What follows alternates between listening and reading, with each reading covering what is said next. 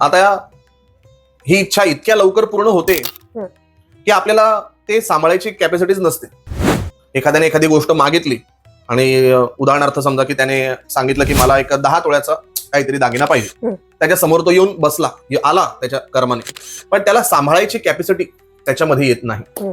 आणि मग ती वस्तू अलगद दुसरीकडे चालली जाते किंवा गहाण ठेवली जाते किंवा विकली जाते किंवा असे काहीतरी प्रॉब्लेम येतात. एखाद्याने समजा एखाद्या मोठ्या गाडीचं स्वप्न बघितलं आणि त्याच्याकडे पार्किंगलाच जागा नाही किंवा त्याला म्हणजे त्या गाडीची सिक्युरिटीच करता येत नाही, तर अशा वेळेस पहिली गोष्ट तर हा एक 21 दिवसाचा नियम, 3 महिन्याचा नियम, 30 दिवसाचा नियम हा फॉलो होत नाही.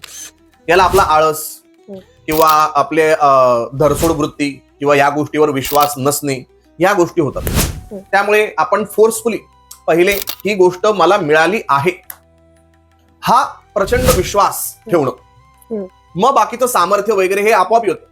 कधी कधी आपल्याला ना विश्वास होत, अरे माझा कसा पहिला नंबर येईल, हा मी इतका जिनियस नाही, मी इतका हुशार नाही, माझ्याकडे एवढा पैसा कसं काय, अरे नाही मी तर 10-12 हजाराने काम करत होतो, माझ्याकडे एवढे पैसे येऊ शकणार नाही, किंवा मला एवढं मोठं घर होणारच नाही, किंवा मला एवढी मोठी गाडी होणारच नाही.